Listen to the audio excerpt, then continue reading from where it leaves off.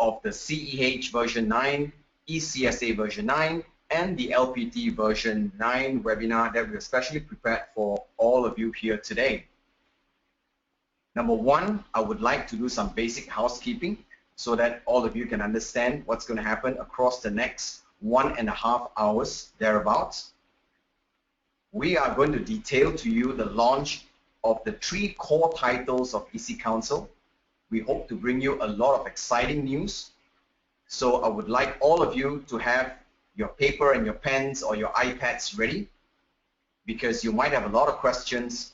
You can choose to ask me these questions at the end of the event, or you can choose to send your comments in to my team or to your respective EC Council representatives from around the world.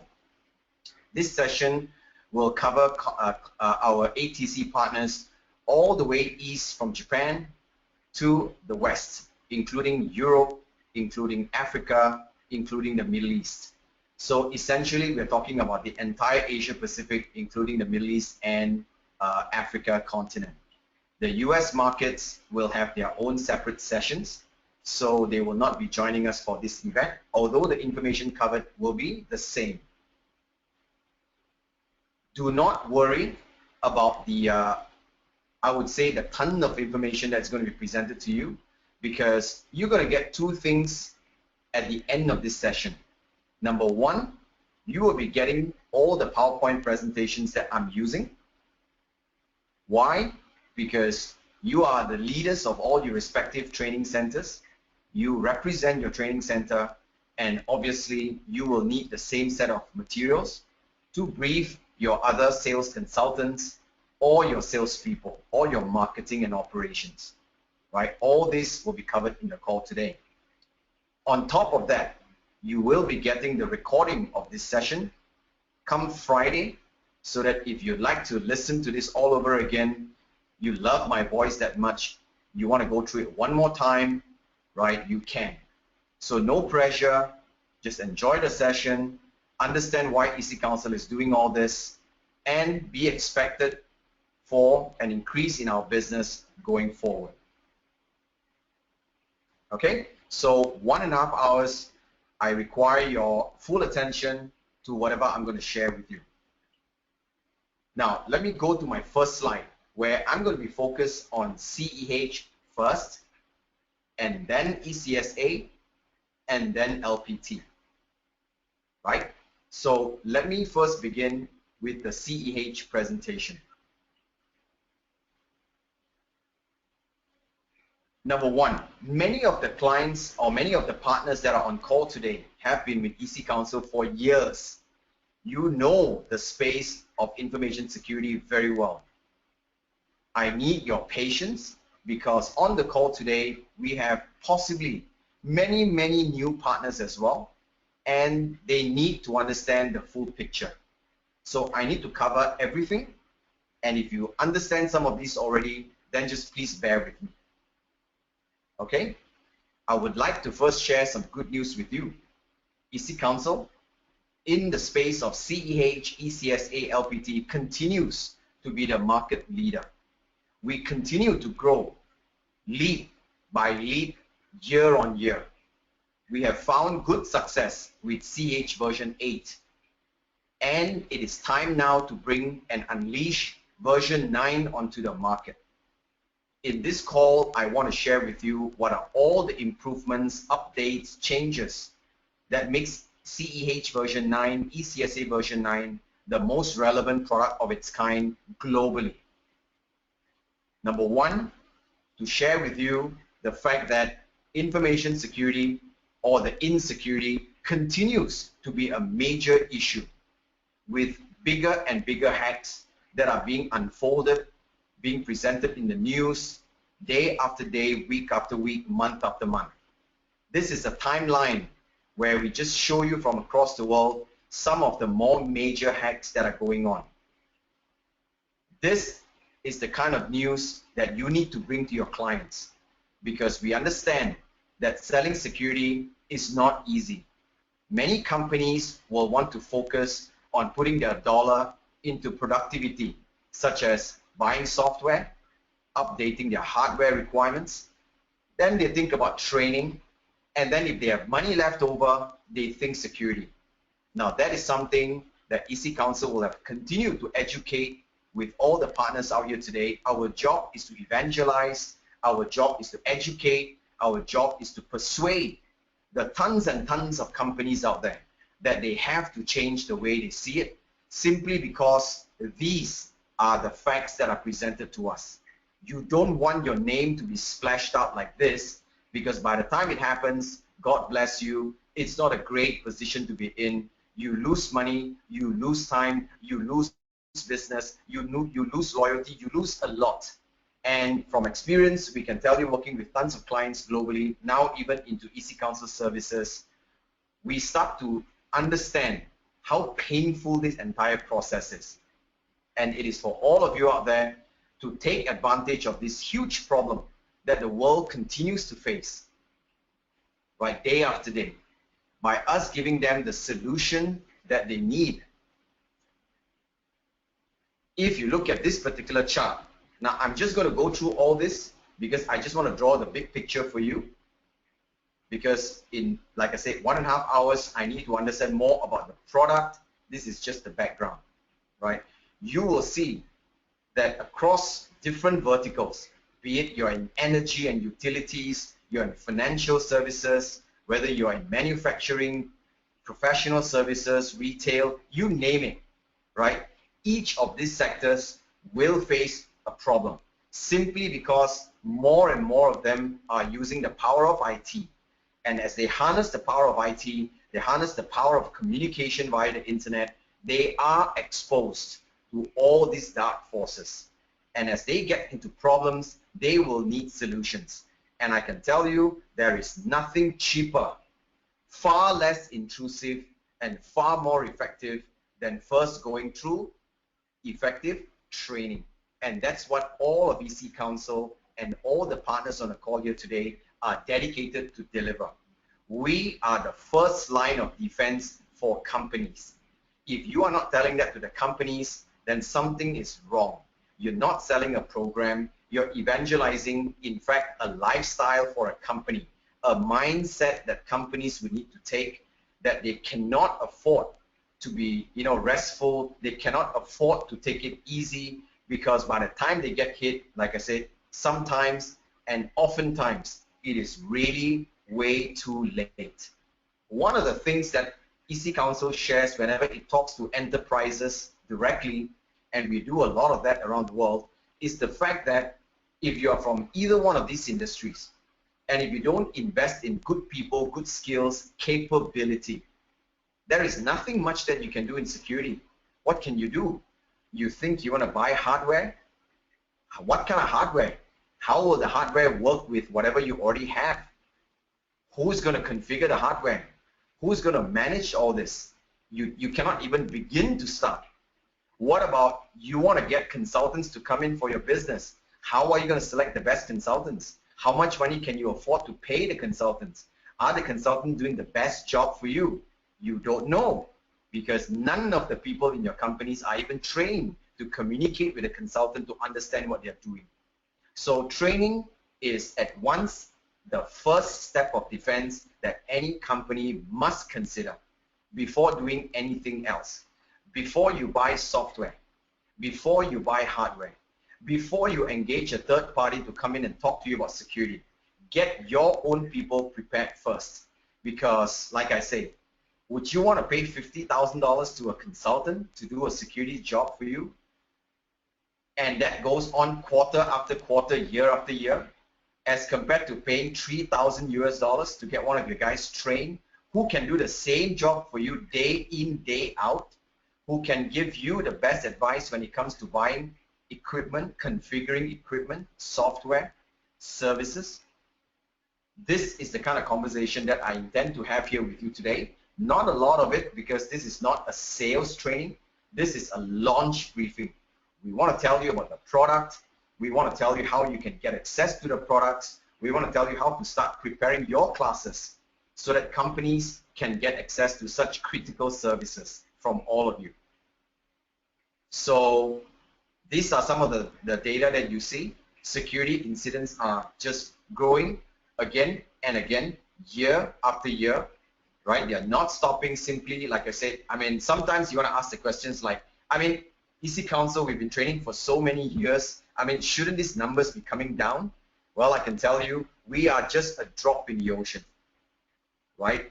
Just imagine the amount of companies that are computerizing their operations today.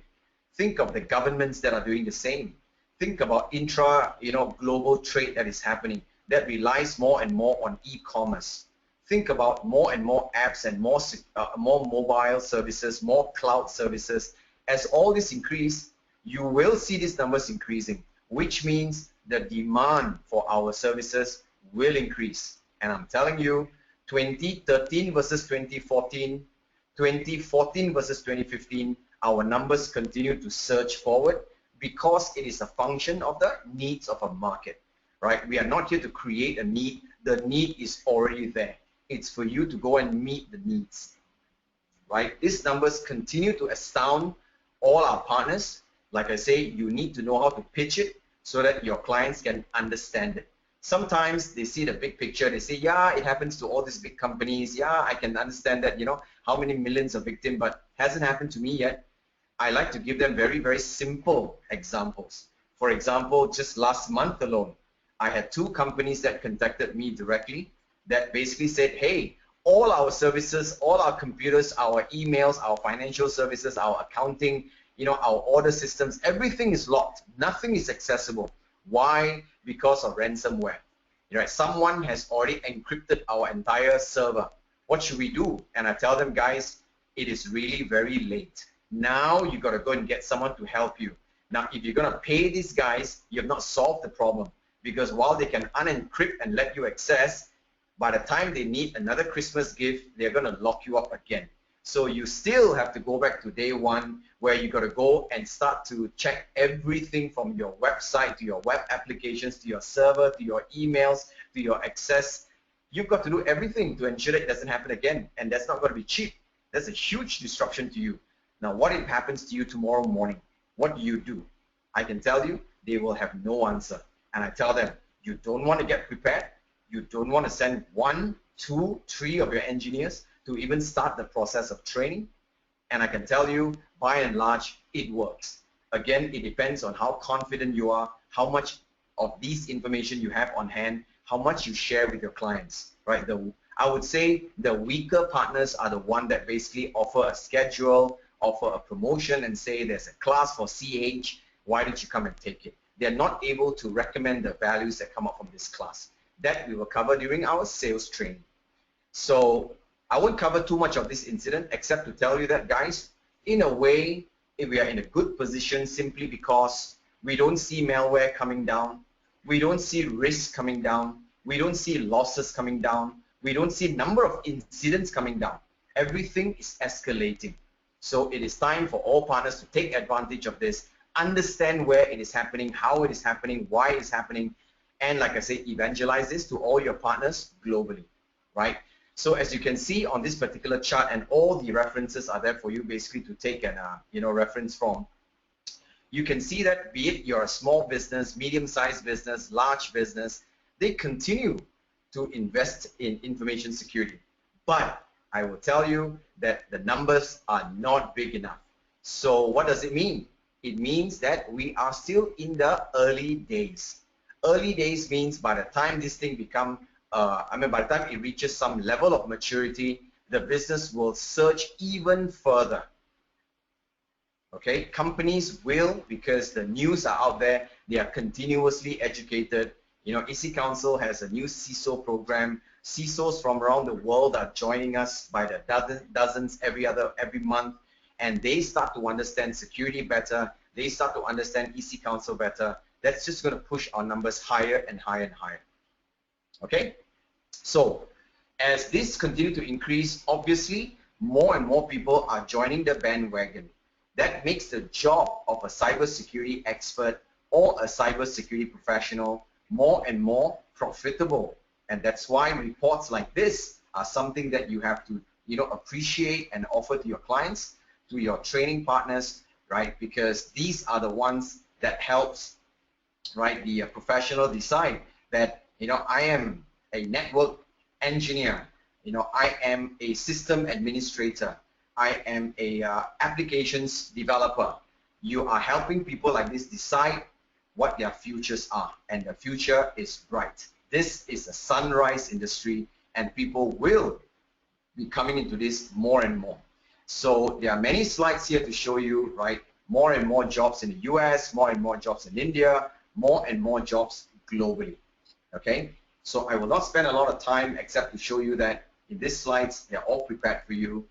You will get a copy of it. In fact, guys, what you will get is much more than this, because what I'm only going through with you today is what I call the critical elements of the launch. I'm just giving you the outline because many of you understand this. So for newer partners, all these examples, incidences, I'm but taking 10% of it. So your job is to take the full presentation and use it to your own advantage.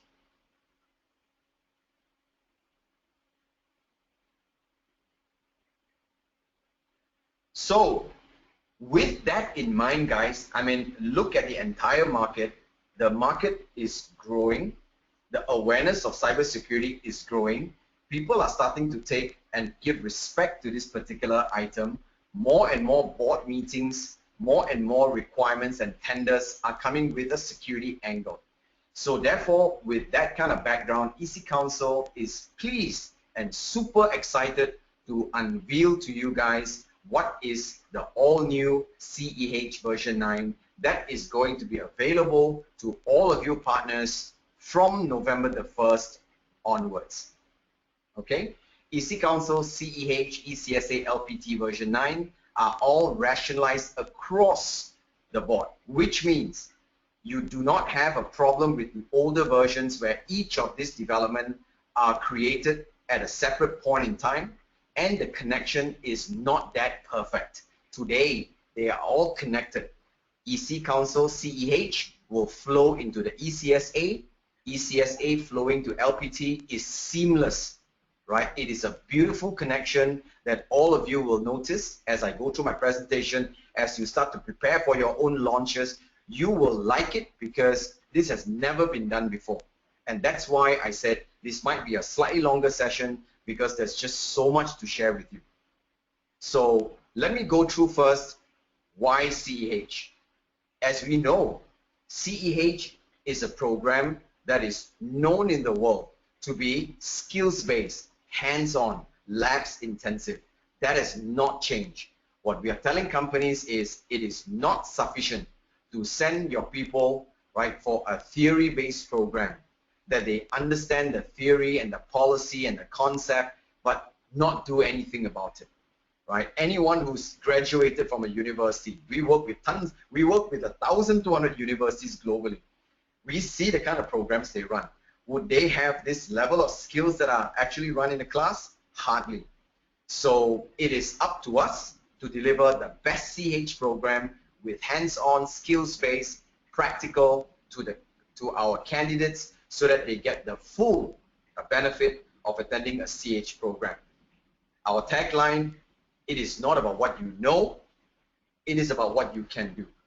With this, I would like to tell you that a major market, for example, and we always take a leave of some of these major markets because they are technology leaders.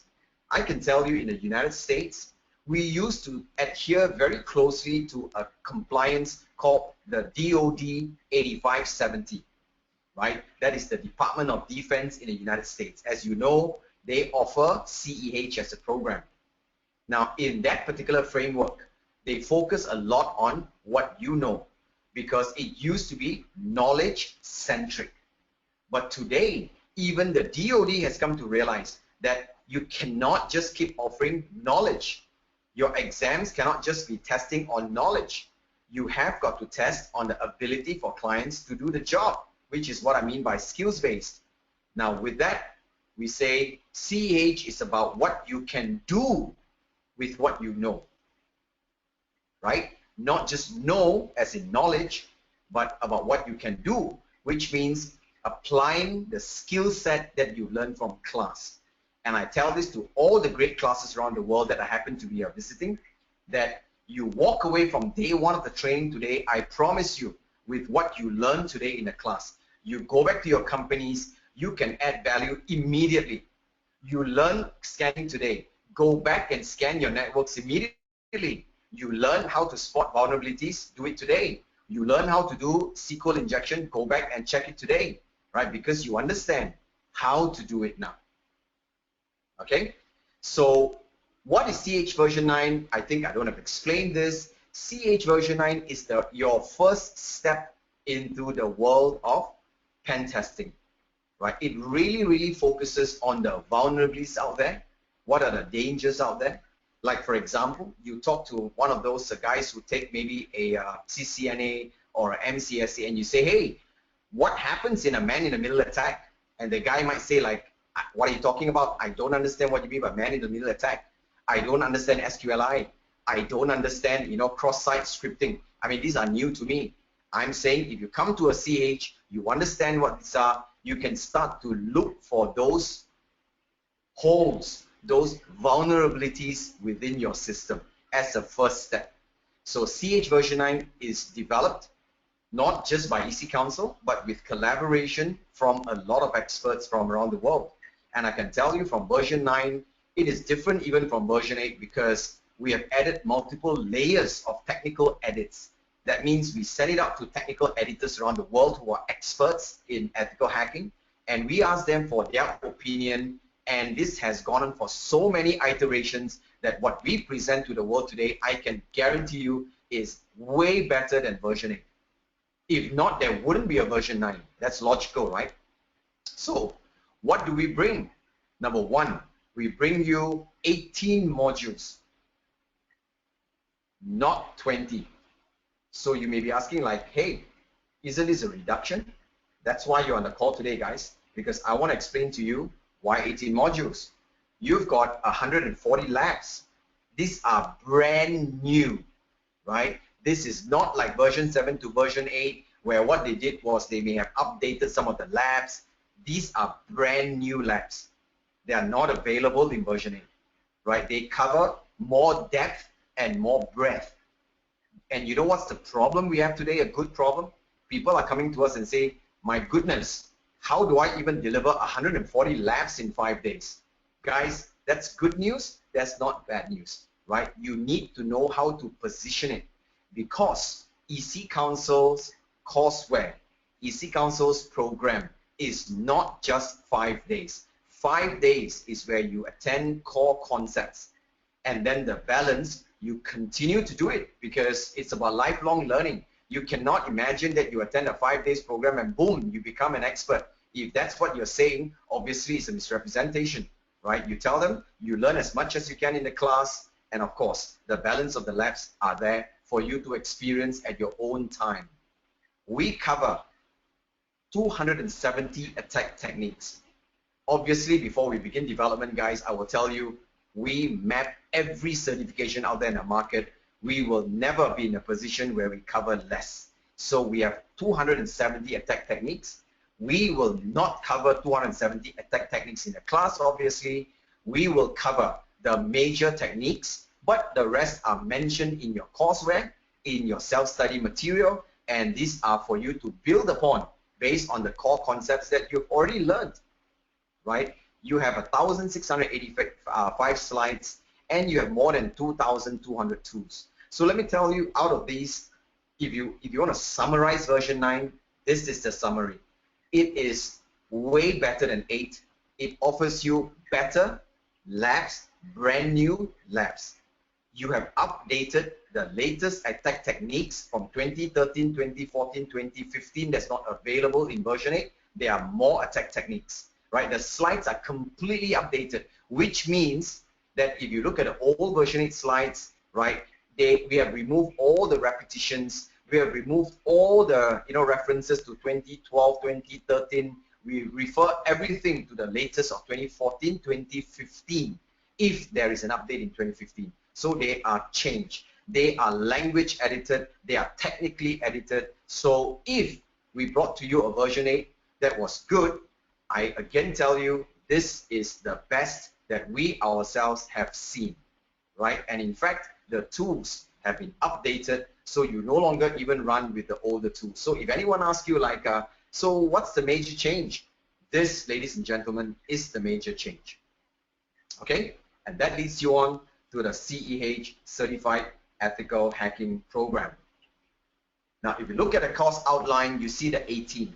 And if you remember, I said earlier, there was 20 modules in CEH version 8. And I told you that version 9, CEH, ECSA, LPT, they are interconnected, right? I told you the beauty of the interconnectedness, the elegance in the way that we've connected it. Well, number one, I will tell you, we have made the content easier to understand. What we have done is, number one, we have taken away one of the modules called pen testing, and we have put that rightfully into our ECSA, and we also put the introductions into the ethical hacking module 1, which means when we talk to them about ethical hacking now, we lead them on from the start as to, guys, this is part 1. We want you to go to part 2 because there's pen testing that's connected. So it becomes a lot more interconnected, right? We have taken separate topics which are actually the same to make it more easily understood. Like, for example, your virus, your worms, your Trojans and all that, which used to be different modules, we have put them all into one module called malware, because they are all parts and components of malware threats. So you have a version, you have a module 6 that has been updated, right? This is a major change in terms of how we organize the information. We have taken away a module called buffer overflow. Why? Because technology has changed, which means today you get better hardware, you get better processors, right? You get the latest generation of quad-core processors, and these processors in themselves are way more efficient in handling buffer overflows. So we see a reduction in vulnerabilities in that area, and we also see that at the level of CEH, it is now no longer possible for someone to even master, right, what we call buffer overflow techniques. That is now in the realms of a higher level training. Okay, not possible that you cover something in CEH because you're not going to get a lot out of it, because like I said, technology has changed. And most importantly, guys, we have focused into a cloud computing module. As you can see, a module 17 there, right? So cloud has taken obviously a lot of attention of the IT world, and it would be not, good not to touch on cloud. So we have put attention onto cloud, and we have put attention into mobile platforms more than ever, more than version 8, rightfully, because like I say, because the landscape has changed. You cannot continue to focus on 8. You have to focus on 9, because 9 takes care of all the new technologies that we are talking about, right? So as an example, in hacking mobile platforms, in the previous version 8, it touches on an introduction to mobile, but there were no labs. I'm happy to tell all of you today, in the new version 9, you actually have labs for mobile. So isn't that great? At least our students will have some hands-on mobile to understand today, while mobile becomes such a huge issue for security. Because I mean, everyone has a computer, everyone has internet access, then everyone has BYOD, which is bring your own device. I connect my iPhone, I connect my BlackBerry, I connect my external laptops, back to my enterprise system. How does this actually impact security, and how do a CEH actually do what they have to do to bring enough security into the area to form what I call the first line of defense? So on top of the previous slide where I showed you about the new labs, new tools, new slides, right, changing all the slides, right, putting more labs and all that, this is the change in terms of the content. When we come into a sales training, we are intending to bring your sales training deeper into explaining to you, how do you sell enumeration? What does it mean? How does a salespeople basically even communicate that to a client? Because if they cannot do that, and I noticed that from all my sales training around the world, that if they cannot do that, then obviously they are not doing what I call justice to the sales encounter, right? They are just saying CEH version 9 is the latest, it's the best, it's updated, it's got more of everything, this is my schedule, take it, right? But they're not able to offer that kind of more in-depth information to say, guys, this is new. For example, in mobile platforms, we are talking about such and such a technology, right? So if these are some of the things that you are worried about, your company is considering, right, this is the correct program for you to come into. Okay, so not only do we have more labs, we have better labs. We have a 1,700 page of lab manual. Like I told you, there's so much labs in there that you have just so much choice to deliver what you want to deliver in your ATC. Can't deliver all of them, like I say, core concepts, right? And you can actually, if you subscribe to iLabs as an option, I will tell all partners today, if you're listening to this word iLabs for the first time, I would tell you, contact your EC Council representative and say, hey, I heard about iLabs, not sure what it is, talk to me. Because in iLabs, we offer you a whole lot more ease in running labs. Because it's not easy to set up a ton of different labs for your classes. iLabs offers you, like I say, a lot of real-time advantage. Right? And the labs today are not just the version 8 labs. We have made them more, not only more breadth in terms of number of labs, we have also created some advanced labs for some students who may want to dive in a little bit deeper. Okay, so if you go to our lab environment, you will see that on our labs, we actually cover all these 6 different environments, from Windows 8.1 to Windows 2008 to Windows 7, Kali Linux, Android, and Ubuntu. Now the exams have not changed. Right? It remains 125 questions. Your passing scores remain 70%. It takes 4 hours to do a multiple choice exam, and the test delivery is only delivered via the EC Council Exam Center and View. Note, there is no more Prometric being offered here. Okay, so Prometric is a thing of the past. It is no longer included here. It is ECC exam portal that replaces your IBT, and View that replaces your APTC, right? And then you have your exam code. So here I would like to spend a little bit extra time into explaining to you about the exams. Number 1, as you know, starting from CEH version 8, we actually had it accredited by NC, and that did a whole lot of good for us, because as we move along, I mean, any company, as we move along, we want to increase our standards. We want to do better. Why? Because we want more credibility, we want more recognition, we want more acceptance from the industry. It is very easy for EC Council to lower the requirements. Maybe we should have 50 questions. Maybe the passing score should be 50%. Maybe the exam should be 2 hours. Now, we can do that easily, guys, but can you imagine how people will, take after our exam? What would be the image? So we said, no, we want to make it higher quality, higher standard, because we want respect. Now, we have, therefore, took on NC, and the process was incredible, right? We built a whole lot more quality into our exams, because we had over 100 subject matter experts pouring through the exam questions, looking at the exam blueprint, looking at the job roles, which means EC Council cannot just create an easy exam and say, wow, the actual answers are found in your book. So if you mug your book and you memorize the fact, you will pass the exam, right? We will put more questions onto scanning because it's easy. We will put less questions into encryption because it's difficult. We cannot do that, because when you have a process like NC, the experts will tell you that the way you lay out the exams, how many questions across how many domain, across what level of difficulty, and if you get that to pass, then you have met the requirements set by this 100 representative or this 100 over representative that comes from a different level in the industry. You get high-level professionals, you get frontline information security professionals, you get people from the financial sector, people from the banking sector, you get people who are at the CISO level, people who are at the director level, people who are at the pen testing level. We get all the different varieties to sit so that it represents the body of knowledge.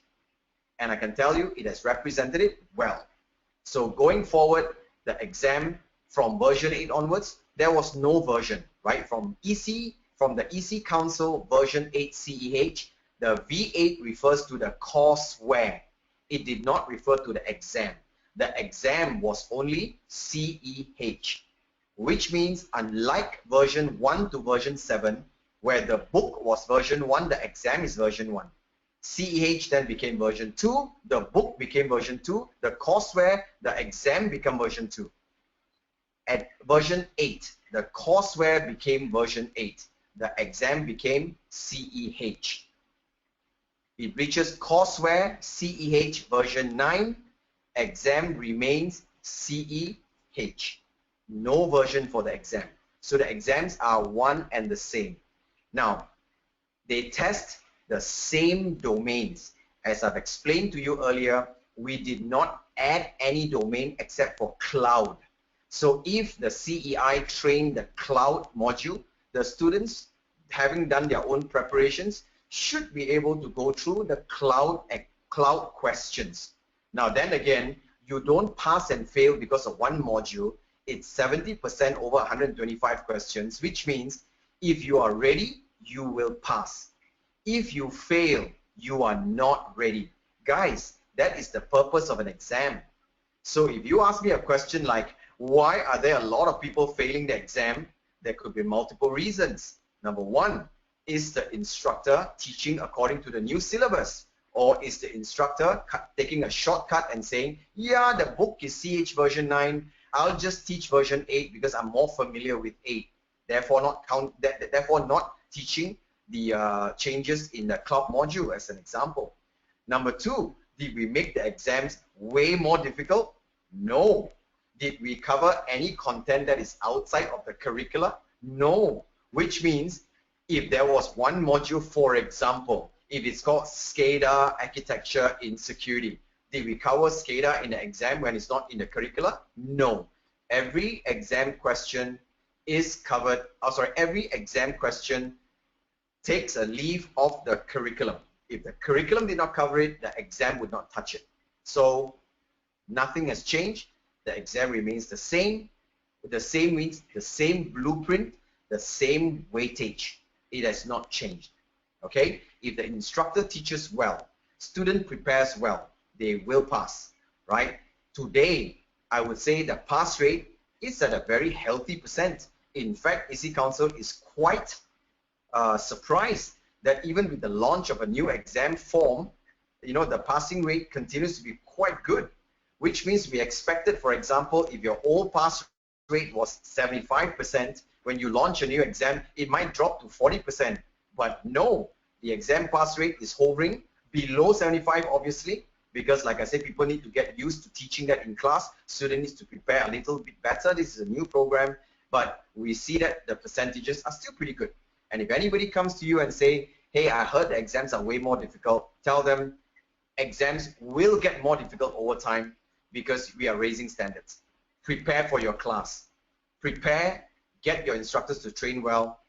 I can guarantee you the majority of people that are taking, and I'm saying again, the majority of people that are taking the CH exam are passing the exam. It is not the other way around that the majority of people are failing the exam. The people that are failing, I can tell you, that are perhaps complaining are the ones that probably was more used to having some kind of exam dump that they could refer to.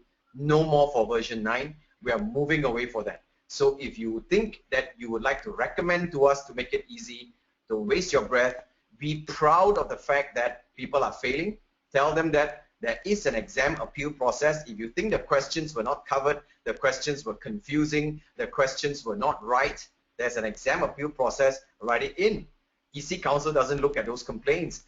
Independent scheme committee would look at those complaints, and if it is true, EC Council will do something about it. But so far, not one has proven to be true. Okay, so that's the good news. So I will tell you that the exam process, right, continues to be NC certified. No version 9 in the exam, won't be covered in Prometric. There are higher standards, and we want simply to build higher and higher standards because we want people to respect the exams. Okay, the CH program continues to be mapped to NICE completely, which means, guys, in the United States, all the critical agencies came together and said, hey, if you want to learn something like ethical hacking, you need to meet these 100 requirements. The way we develop version 9, it continues to meet all the 100 requirements. Okay, this is something that I believe many of you on a call today in your home countries, you either do not have, your government has not come up with such a standard, nor would any of your local players have even met any of these standards. Okay, so CEH continues to fall under NICE under that particular domain called defend and protect. That's for CEH. Of course, different products will therefore come under different kinds of boxes under NICE. Right? So as you can see here, this is an example of the DoD 8570, which I told you is going through change, and EC Council has already mapped the changes. So even when it changes to the new standard in the next year or so, we have already met the new standard as one of the first movers. Okay? We continue to receive recognition from the CNSS, which is part of the National Security Agency of the United States, so on and so forth. Right now, here, I'll jump out a little bit, go onto my browser, just to show you a little bit more about what I'm talking about. So guys, you know, tell me when you can see my screen. Anyone?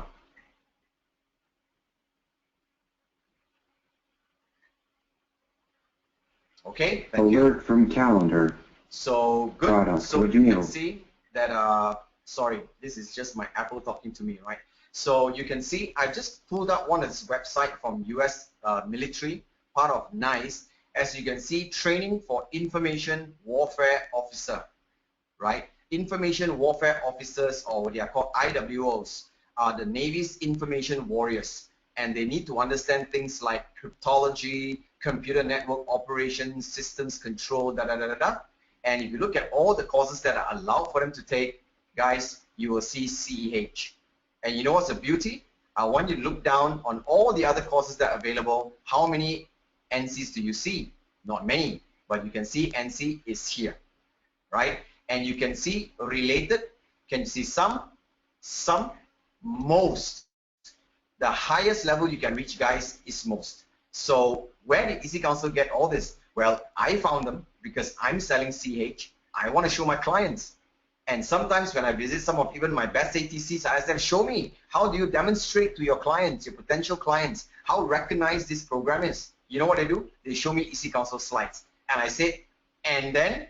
And they say, yeah, that's all I have. Now, guys, each of you are entrepreneurs, you're running your training business. There are tons of materials like this that are open in Google. You can find them, right? You just have to do better, because there are other ATCs out there that are doing this. Well, guys, I mean, to be honest, I didn't find this myself. It was one of the other ATCs who was presenting, and I found like, wow, this was great. And so I'm sharing them myself as well. So if others can do it, I'm telling you guys as well, do it too, okay? Now, not just one, let me show you for CEHv9. Okay, this was for the information warfare officer, right?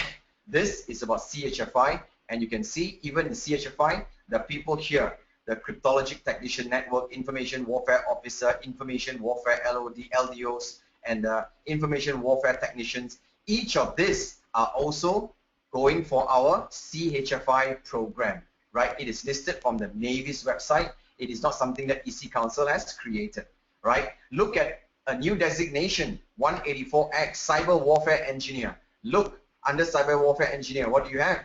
CH, most, right? More. What about Information Warfare LDO, Limited Duty Officers, right? Once again, you see CH. Where is NC? Where's NC? 2, ISACA, oh sorry, ISACA, EC Council. That's all, right? What else do you have? I'm talking about direct competitors. Who? Look at Cyber Warrant Officer, guys, right? Look at this, CH, right? Look at Information Warfare Technicians. What do they have? CEH. So this is an example of me trying to tell you that if for critical positions like this, in a critical market like US, can find the program relevant, good. I can tell you, you need to take this and you need to share this with your markets, with your clients. and of course cryptology, so on and so forth. So I'm just going to jump back to my presentation, right? So guys, you have to use all those to help you, right? So CEH, like I said, will focus on all the threats. It will cover all the countermeasures, and it provides some level of detailed pen testing. It covers the emphasis on your cloud computing. What do people need to do for cloud? And just look at the statistics that we've gathered for you, right? This is from Forbes, right? More and more people are going to cloud jobs, right? You see 18 million, 40% China growth, 21% growth in US, 12% growth in India, and as more and more of these people go on cloud, it is obviously required for EC Council to go to cloud and then into mobile platforms, right? We actually included labs for you to run your mobile technologies as well, right? So again, why focus on mobile, guys? I think you know, we don't talk too much about this. If you read enough reports, you know that mobile is one of the key malware areas people are talking about. Okay, so the latest from 2014, 2015, some of the biggest exploits out there are covered in our curricula, right? You talk to any IT guys, they'll tell you, yeah, I heard about Heartbleed. Yep, I knew what happened. Tell them how, what would you do? What can you present to your company? I don't know. I mean, I heard about it, I read about it, don't know how it works, don't know how to find it, don't know how to remediate. Covered in module 18. Look at Heartbleed. Look at Shell Shock, right? These are the big ones that has hit the market. Module 11, hacking web servers. Look at Poodle, right? Covered, right? In cryptography in our mod. So some of the latest are all covered there. So hacking, I've covered already. All the latest Trojan virus backdoors. Guys, as long as this is 2014, 2015, it is there. I can tell you they are not there in version 8. They are now in version 9. You have 500 new instructor slides. The way we have done this now is even better. You know what we did? We actually got one of our top instructor. He has recorded his instructor guide, which means he is telling you now, guys, how do you prepare your module 2? How do you set up the environments? How do you start to introduce the topic? What examples do you raise? How do you set up your labs to make it even more efficient? How do you run through this? How do you summarize a topic? We have recorded that already, and it's available for your instructor to download from November the 1st, which means today your instructors don't have to come into, you know, one of these kind of webinar, and then, you know, I don't know whether are they tired, you know, you gave them classes non-stop to teach, you know, they're not ready to listen, they were here half, there half. Today it is recorded. Listen to it again and again and again, as often as it takes to make you a good instructor. Learn how to run the new labs. Learn how to use the new tools, right? So you make the instructors better, the instructors deliver a better job to the students, good for all of us. So we spent time not just on the downstream courseware for the students, we spend time where we need to spend time, and that is on the most important component, the instructors, okay? Now, I just want to run through a very simple comparison here. Not going to spend time, but if you look at this particular page, right, you can see in the old version 8, it's called Intro to Ethical Hacking. On your right, you will see the new module 1 in CH version 9 that includes, like I say, the introduction to the pen testing that we're talking about. So you can see from this, where you see all the red, these are completely new in module 9. In version 9. Completely new means it wasn't there before. Those that are in black, they are actually from version 8, but they have gone through all the updates that I've talked about, right? The update of the new examples, the new case studies, to circa 2014, 2015, none of the old stuff, right? Remove all the redundant, repetitious stuff. Now it flows much more beautifully. So I just want to show you a couple of them. You just roughly look at the right side, look at the red, and look at the amount of red that there is in each of this module. That's where the changes have happened. So again, if you have an instructor, you better make sure your instructor is CEH version 8, which means the NC version and above certified. Make sure they listen to the recording from the master trainer. Make sure they are prepared, because CEH version 9 has just gotten better, right? Don't come into a better class and teach the old 8, then you have defeated the purpose of version 9. Just look at all this red, right? These are all the changes that we have added into CEH version 9.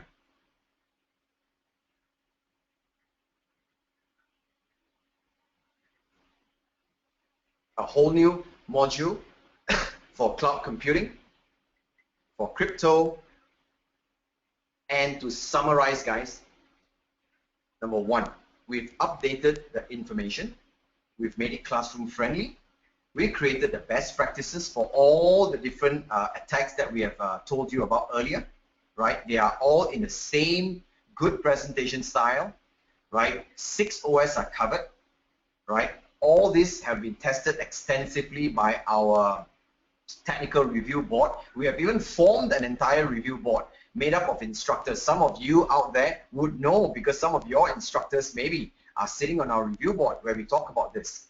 The 20 modules have become 18 because we are streamlined. The labs have increased, and they're not just increased, they are new, they are broader and deeper, and the slides are rejigged with all the fresh content into the version 9.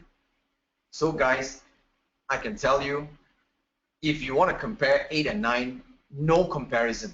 You want to compare 9 versus any other ethical hacking programs out there, well, here's the good news. No comparison. So go out there, right? Be prepared to launch.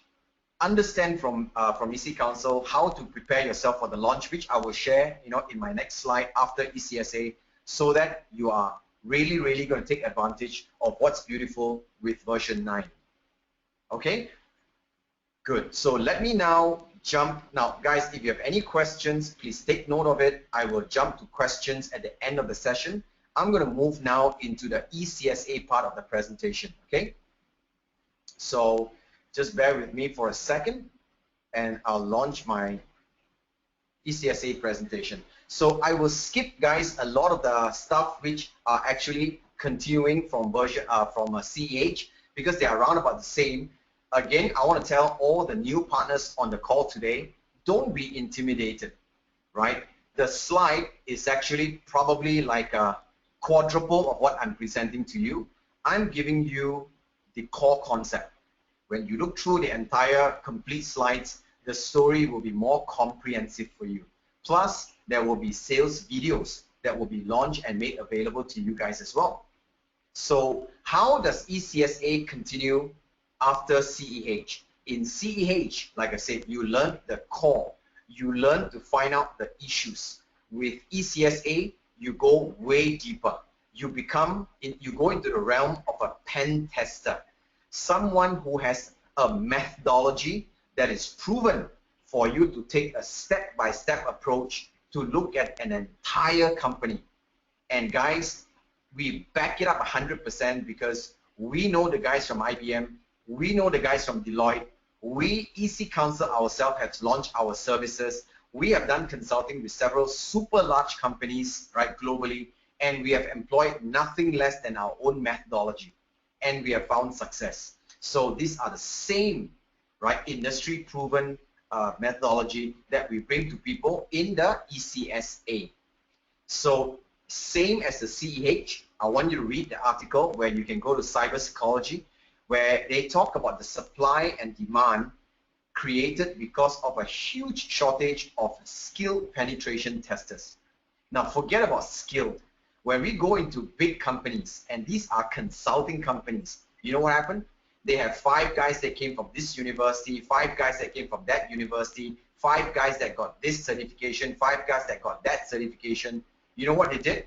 They brought them onto EC Council's ECSA LPT, and what they did was they standardized everyone onto the same methodology. And then from there, you can go and do your diversity. But we all come from the same base, so we all understand the same method, right? So you can read all these kind of reports out there from Tom Sitfo, for example, where it says, hey, if you want to prepare for a career in pen testing, you can go to EC Council and look for LPT, right? So we are telling people from around the world, we are messaging to our CEH, guys, you have met level 1.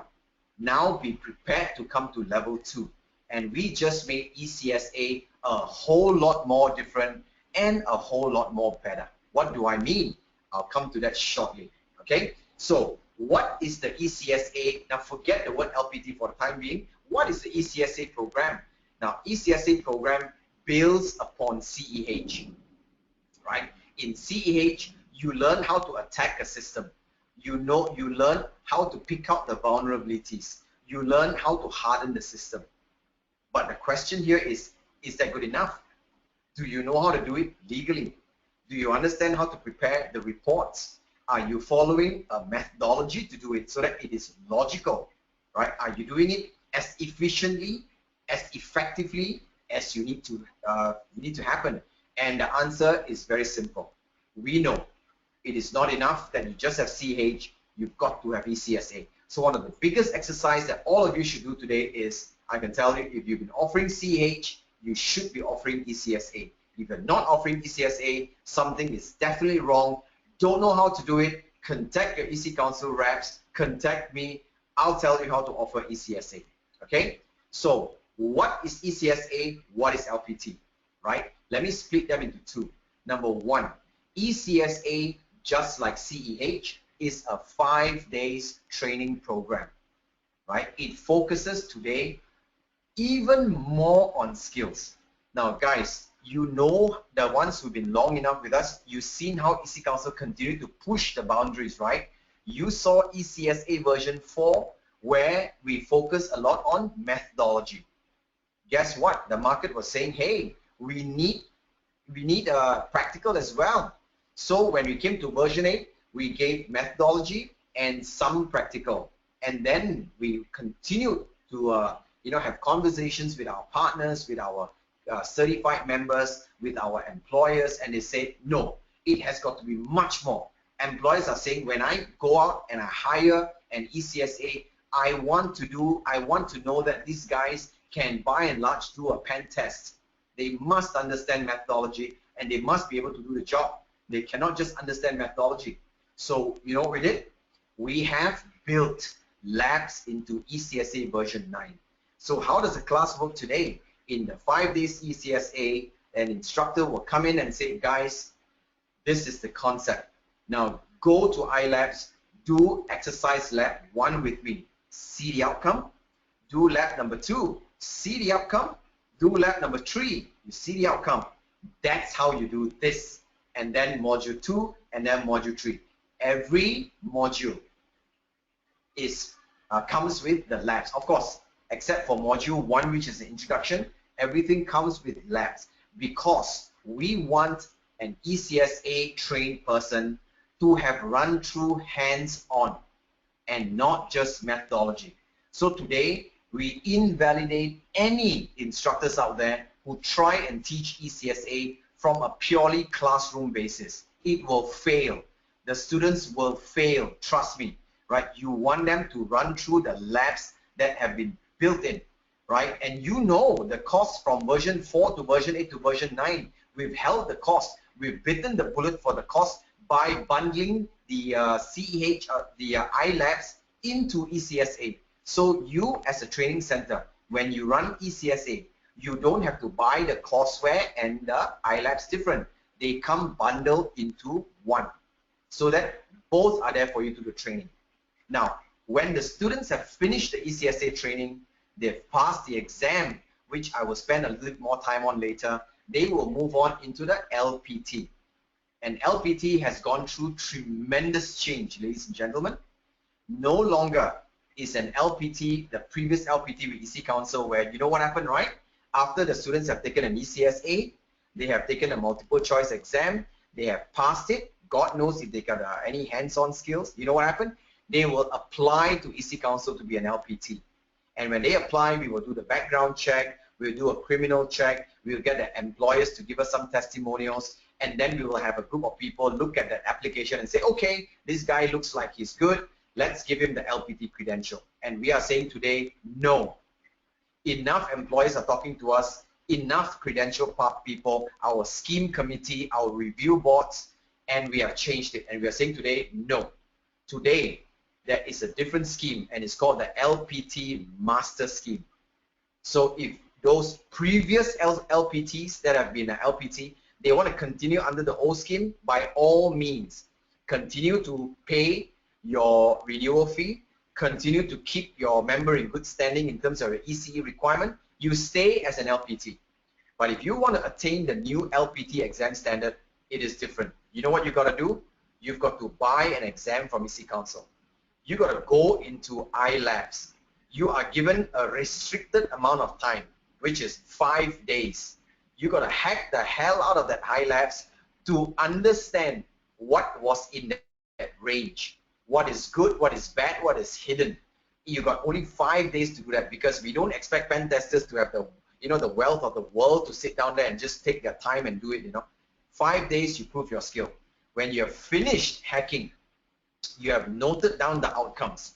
You write the outcomes into a pen test report. You submit the report to EC Council. A group of peers will mark the report. And if they think you have collated a sufficient number of markers, you have presented your information correctly, you will be given a new credential called LPT Master. EC Council will continue to brand and send information out to the field that LPT Master is different from LPT. These are a group of candidates that have gone through an actual pen test exam, and they have actually hacked, they've actually presented a report, so their skills are tested. Now, obviously, the range will continue to change just so that it continues to be difficult. And if you ask me the question like, Sean, what if people keep failing? Good, because we only want the people that pass.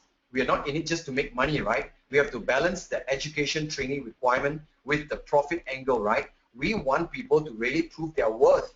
And when you build something like this that is highly feared, highly respected, technical people are scared to take the exam. They'll talk about it.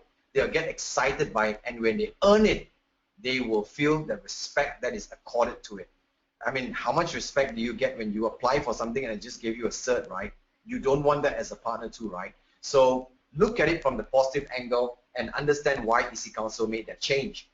So the ECSA program focuses, like I say, we give you the courseware, we give you the templates, we give you iLabs, we give you the pen testing methodology. I will spend a different amount of time later to talk to you more about the dashboard and how this is to be used. But when you buy ECSA, you as a training center, you as a student will get access to all this. So imagine you telling a student, guys, you're not just getting a book, you're not just coming for a 5 days course.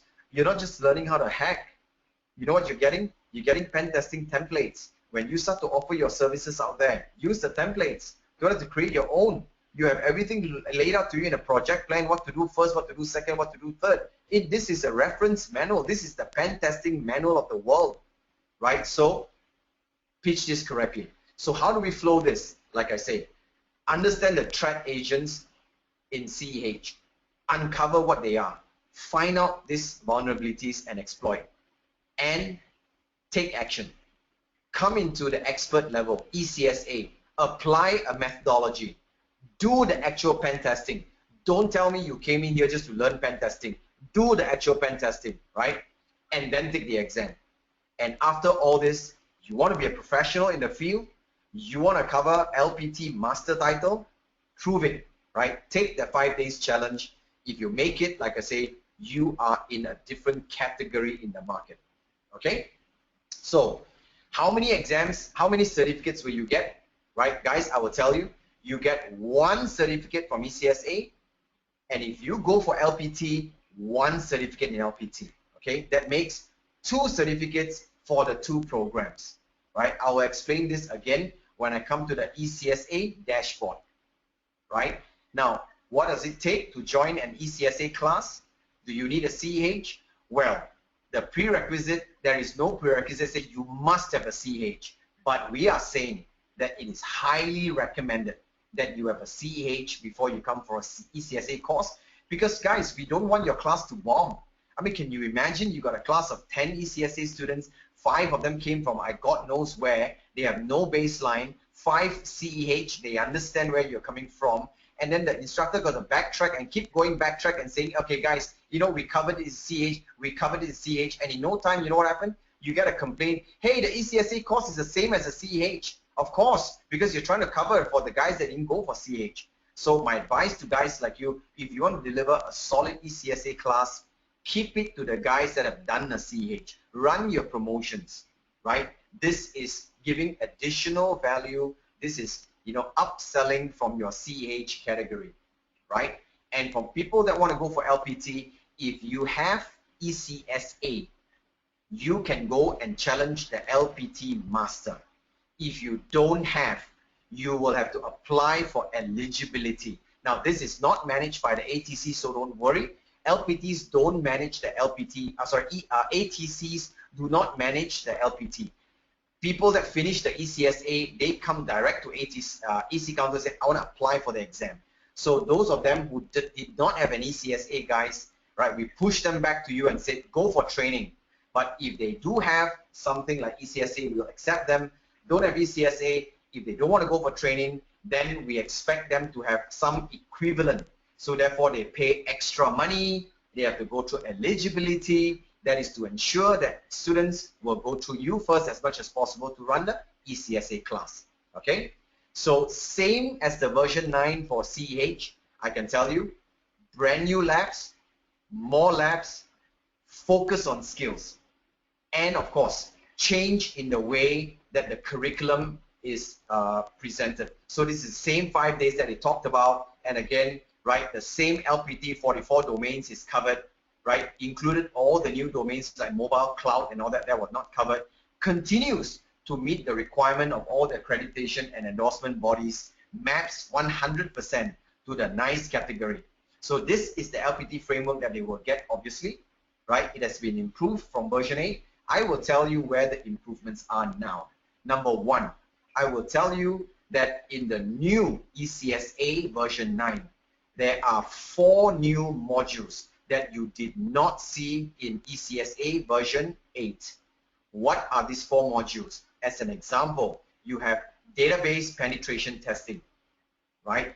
This is an important category of pen test because obviously every company would have some form of database, not covered in 8, covered in 9. If you look at the rest, for example, wireless. Which company today doesn't use wireless? Wasn't covered in version 8, covered in version 9.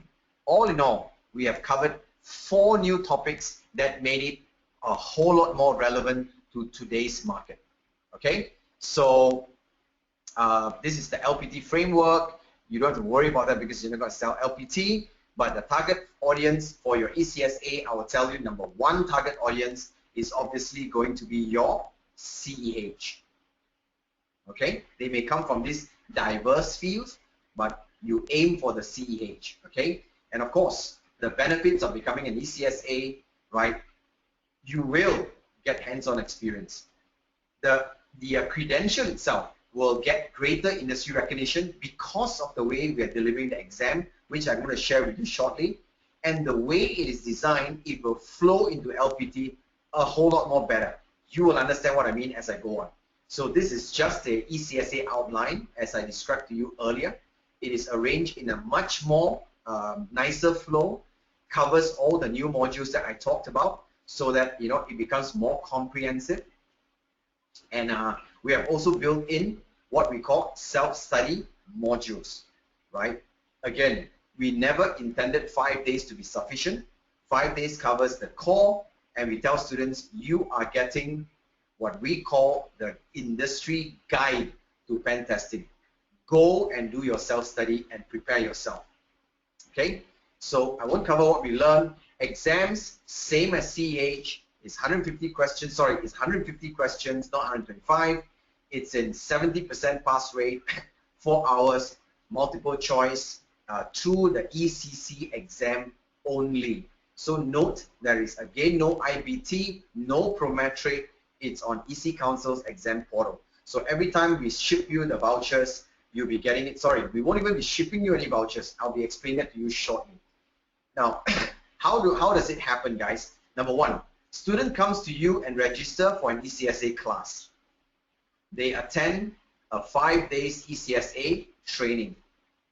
After the 5 days class, they have to go and use iLabs, and they are given 30 days post the class to hack the iLabs.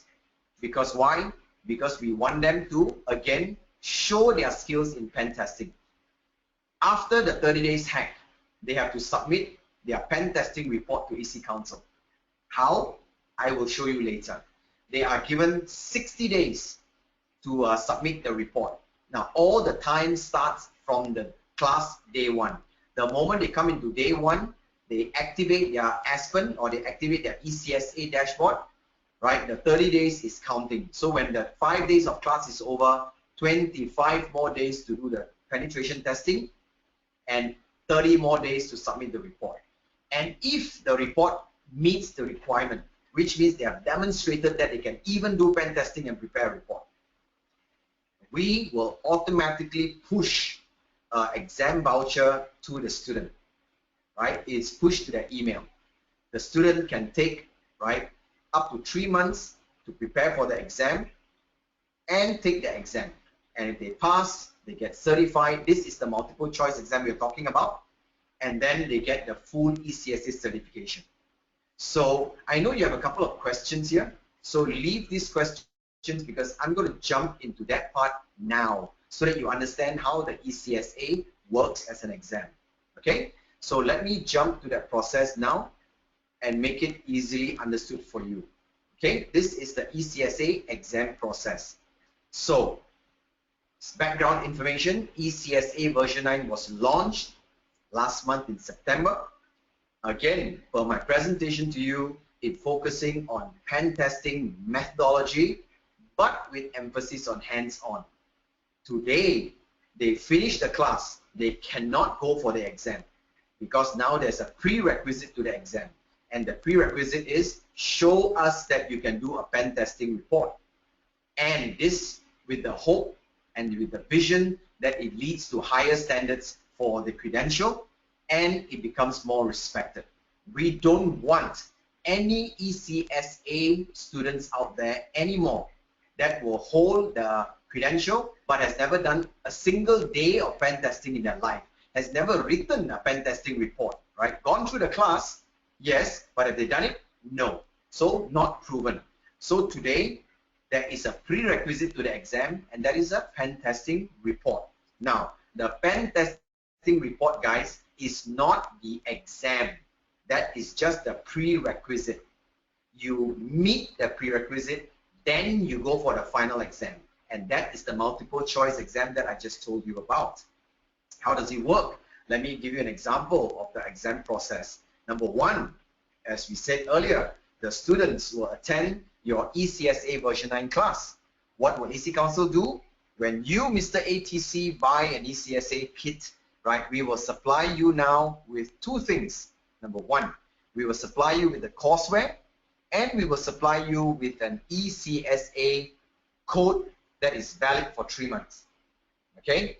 Which means today your courseware is the book. The book is valid forever, right? It is the ECSA code that is valid for 3 months. Why? Because like I told you, there is a counter, right? So I know you may have questions like, wow, what if I buy the ECSA book now and you give me an ECSA code and then I don't manage to use it in 3 months? Then how?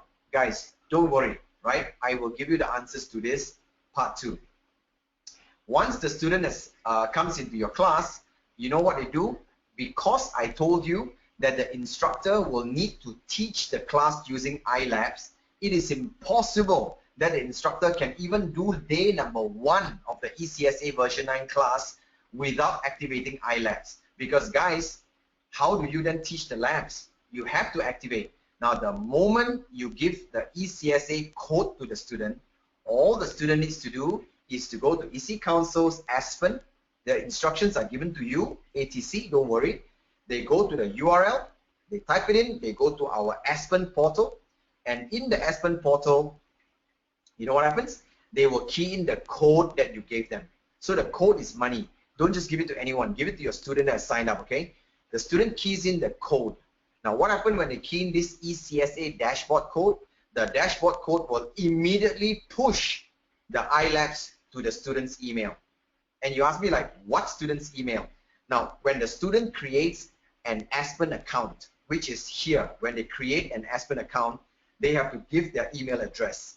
What happens is ECSA, the dashboard, Aspen will immediately push the iLabs into the student's email, which they have provided there, right? Whatever email they want. They want to give the company's email, their private emails, a new email that they set up just for the class. It's up to them, right?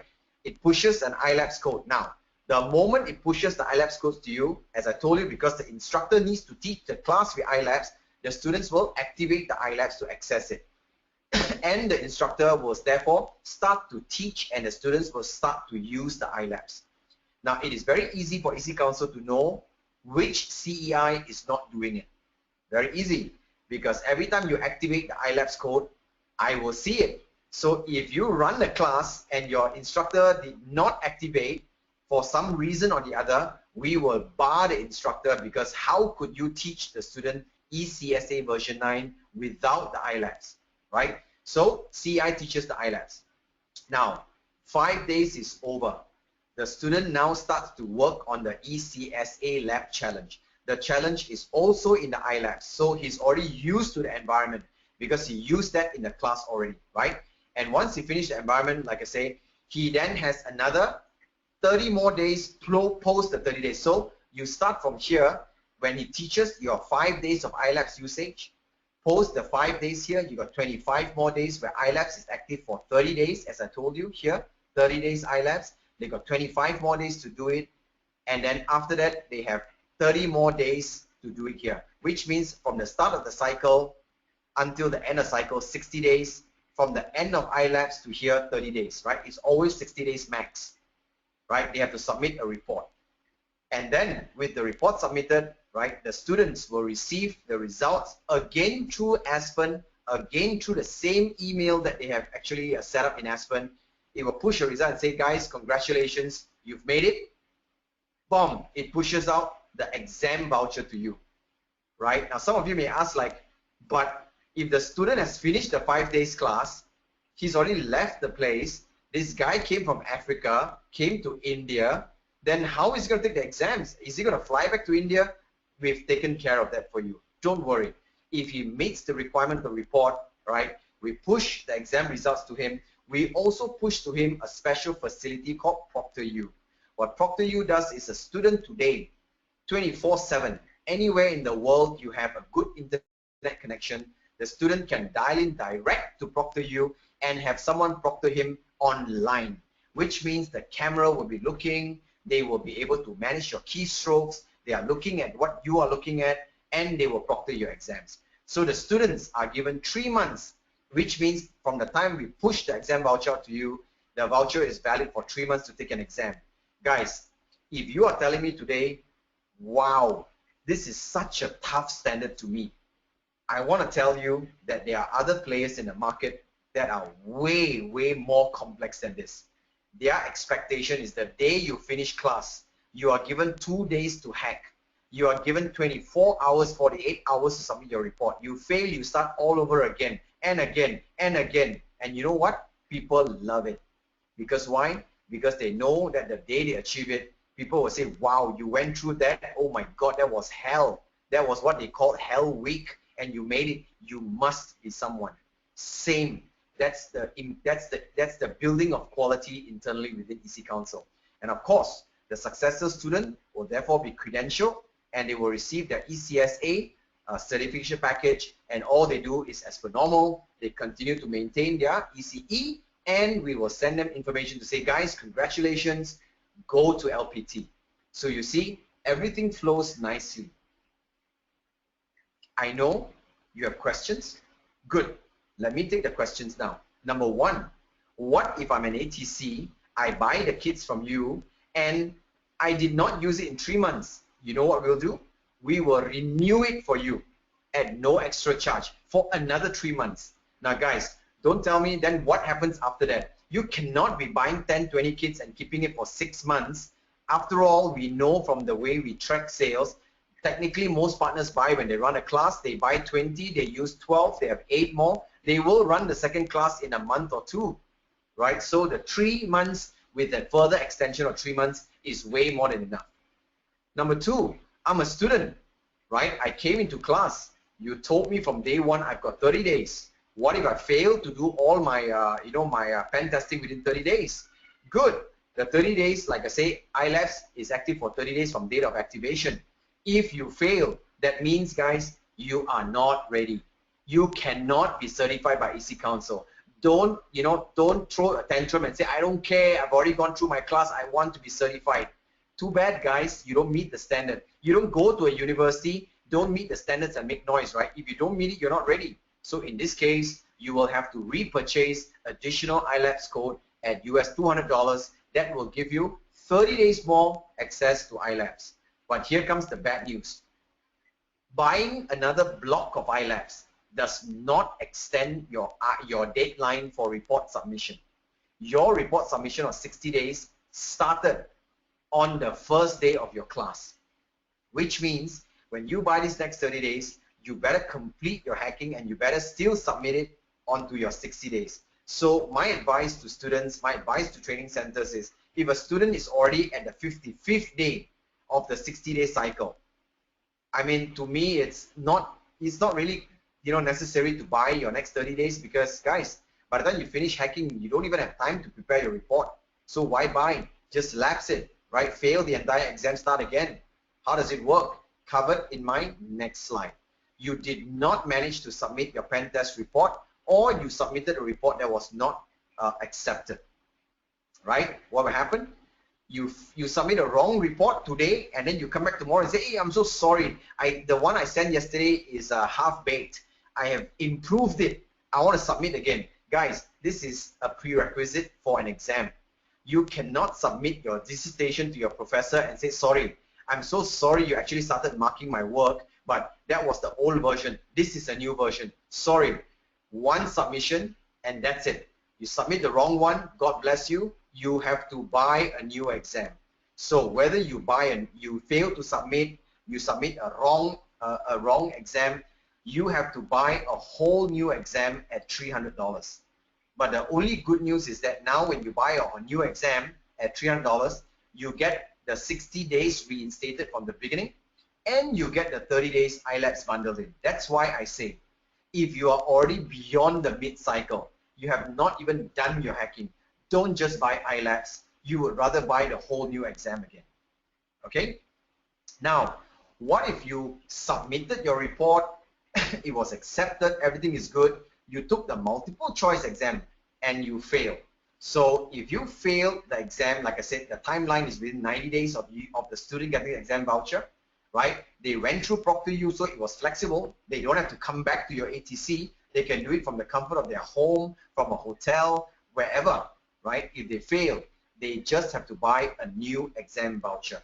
The only good news at this point in time is that you don't have to do your report again, right? You've already proven to us that you can hack, you can write a report, just that you failed the knowledge-based exam. So with that, guys, right, I will tell you that the version 9 today has gone through major change, not just in the way that the course is delivered, not just in the curricula with the 4 new modules, but also in the way that the exam is delivered. So as part of your sales pitch to your client, to your new students, you need to position that and say, guys, if you want to earn the new ECSA credential, this is the one to go for, because it truly not just tests your knowledge, it will test your skills. Now, unless you're one of those students who say, I paid money, all I want to do is pass my exam, this is not for you. EC Council is prepared to see a drop in the ECSA registration. It doesn't matter, because we know this is temporary. When the news is circulated, when people start to understand that we mean business, when the credential and the certification attains new respect and new credibility in the market, we expect this thing to double, quadruple from the existing, because we don't do this for no good reason. We did this because we spoke to our review board. We did this because we talked to companies. We talked to some of the ECSA people that are complaining about the rest of the other ECSA people and say, my goodness, I'm a pen tester, I took your exam, I'm so proud of it, but guess what? I met another ECSA guy and shit, that guy can't even do any form of hacking. How could he have passed the exam? Now, we are addressing that level of the market, right? It's not all about business. As a certification body, we have to up our standard and we have to do this. So if some of you here are a little bit, worried and saying, no, I don't think I can do this, good. Then it's not for the faint-hearted. It is for the people that truly want to do a good job to meet the new standards. And I can tell you, take it from me, not just EC Council, because of the way the market is shaping up in the US, because of the way NICE and the DoD are shaping up, because of the way NC is shaping up, the focus on capability testing is the new normal. The days of knowledge testing is going away. You want to sacrifice this now, you are going to lose your mileage. By the time you come back, you have no expertise in managing this. You bite the bullet now. You are already taking your first step into making sure that you are in the new category, right? So I just want to take time off to talk a little bit about the CEIs here, because I know for ECSA especially, it's critical that they understand how to deliver it. So I tell you that our policy is, for a CEI, you need a minimum of ECSA version 8 to deliver the program now. But by 31st December, all ECSA version 8 instructors must be recertified into version 9. Because, if your instructor themselves cannot pen test, how can they teach the course, right? It makes sense, right? So how are we doing this to alleviate? We know you're going to run version 9 classes now. Be very careful. I'm not asking you to run it if you're not ready. Run it only when you're ready. How do you run it? Get your instructors to prepare themselves. Take the report writing. Take the exam. Certify, then run. But if you are rather confident that your instructor has years of experience, it's only a matter of time they pass it. Run the ECSA version 9. They have until 31st of December to meet the requirement. You fail the requirement, come the 1st of January, we will bar all these instructors. They will not be able to access version 9 resources for ECSA. They will not be able to teach the classes. We come to know about it, we will blacklist. Okay? Now, to make it easy for ATCs and CEIs, we are running a special promotion where for instructors, we give you the digital courseware, we give you the Aspen access code, because again, they have to start the 5 days, 30 days, that kind of stuff. At 150, you get the entire bundle. Okay? This is open to all CEIs, regardless of whether you have ECSA or you don't have, you have CEH or you don't have. As long as you have a trainer and they are being groomed by you to run the ECSA version 9, you can buy this $150 promotion. Okay? Now, post the promotion period, which obviously will run out by 31st December, you therefore will buy it at an increased price of $350. You can buy the courseware at $150 and the dashboard exam voucher at $200. Now, if you're still confused by what you mean by dashboard and exam voucher, I repeat again, the book is the book, that's standard. The dashboard, if you don't get the dashboard and you don't set up an Aspen account, no iLabs will be pushed to you. You cannot do the course. So you have to have a dashboard code. Go to go to Aspen. There's an ECSA dashboard there. Key in your code, and you have access to your own ECSA dashboard. That's where you download all the instructions, download all the iLabs and everything. You pass that stage. I told you, EC Council's Aspen will push the exam voucher directly to you. So when you buy an ECSA kit today, don't come back and say, hey, how come you didn't give me the exam voucher? As I told you, it is now delivered automatically to students who meet the report writing requirements. As easy as that. Then how do the students take the exam? By 30 days, they would have gone back to their home country, their home cities. As I told you, they can now take the exam at the pleasure of their own comfort, of their own homes. They don't even have to come to the ATC. If they want to come to the ATC, can they do that? Sure. Come to the ATC. activate your ProctorU, they can sit down there and still let ProctorU proctor the exams. Okay, so guys, that is the end of the first 3 presentations. Now this last one has got to do with the launch itself. Things like your pricing, how to order, how to download marketing materials, how to download CEI materials. They are all in this last segment. We finish this in 10 minutes and then we go to question and answer. Okay, again, if you're starting to get confused, don't be. You will be getting the slides from me. You will be getting a recording. Listen to it again over the weekends, right? So let me go through pricing first. Good news, we are not increasing the pricing for ECSA and CEH version 9. They only will see possible increase come December the 1st. So if I were you, take advantage now and make your purchases before the price increases take place in December the 1st.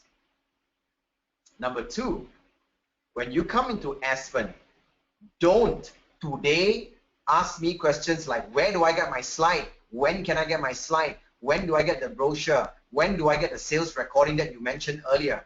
You will not get anything until November the 1st. Today is the briefing for you. From today, which is the October the 21st, you have 9 days to listen to my recording, look through my slides, and prepare. Only from the 1st will you get full access to this. Okay. Number 2, for CEH, for the CEIs, right? Obviously, I said earlier, instructors must have the CEHNC version of the exam, which means from version 8 onwards. If an instructor is version 7, they will not be allowed to teach. They will not be given access to slides. They will not be given access to the CI recording, so on and so forth. That's because we only want good instructors who have themselves met the exam requirements to teach the class. So same thing as of November the 1st, they will get access to the instructor slides, the lab setup guide, the briefing, the recording on November the 1st. Okay. Now, instructors that do not meet the above requirements, right, they have to pass the exam. For them, if they want to buy the kits, right, or the exam vouchers, just contact finance at EC Council, right. What we will give them is for $150 US. We send them the new courseware in digital format, and we will give them the exam voucher. And this offer is only valid till 31st of December. Okay.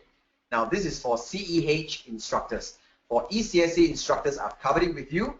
Again, like I say, we want all instructors to have ECSA version 9. If they don't have, and you want them to teach, they must minimum have version 8. And they are given until 31st of December to meet the requirements.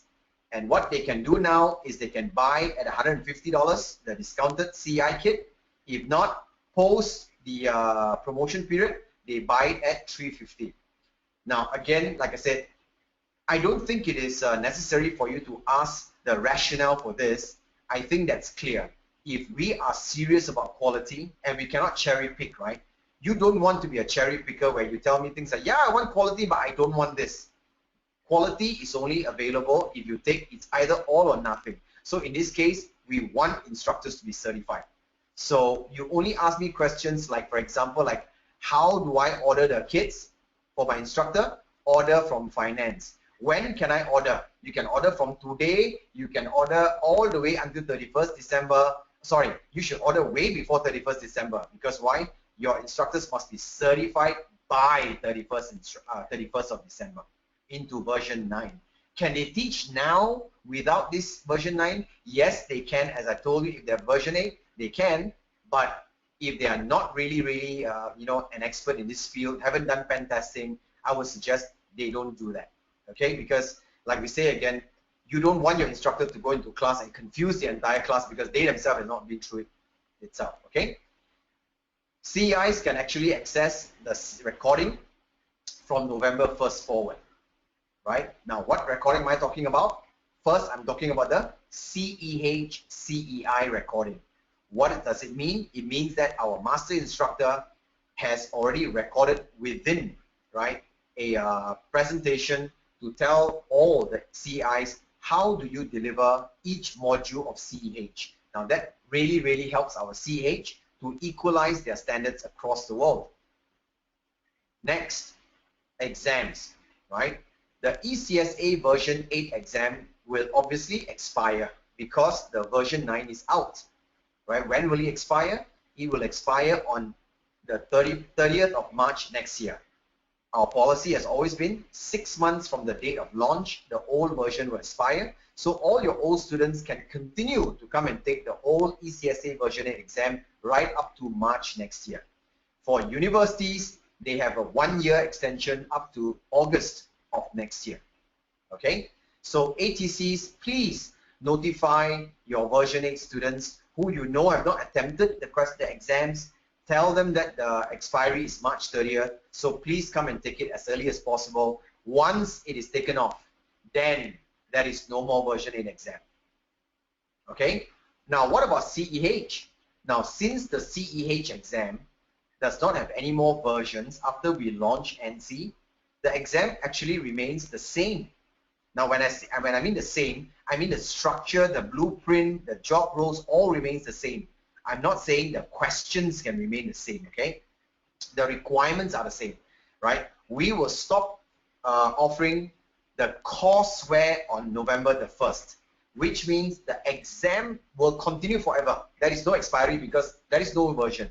But the courseware, we will stop selling as of November the 1st. So if any ATCs out there, you know, for some reason or the other, you see a need to continue beyond November, you better start talking to your EC Council rep immediately so that we can understand your circumstance. Our fear is that if we allow you to continue to run 8, number 1, you are falling behind the competitive curve of others who are running 9. Number 2, your students are not getting the latest in the market. And number 3, by the time you finish your class, your students will have very little time to take the exams. Oh, sorry, exams not an issue because there's no version for the exam, so that's not an issue. Okay. Now, one new improvement, guys, that I think some markets will really like is the fact that we no longer send the DVD tools along with the courseware. Now, why? Because technology has changed, guys. I mean, how many of our PCs or our notebooks or laptops even come with a DVD drive? That's number 1. Number 2 is we've been receiving enough complaints over the years that scratch DVD drives or whatever, right? So today we said make it the same as what big companies are doing. Today you buy Office, Microsoft Office or whatever, right? You buy software. What do? You get a code. What do you do with the code? You redeem that code and you download. So similarly here today, all the codes are in your courseware with your students.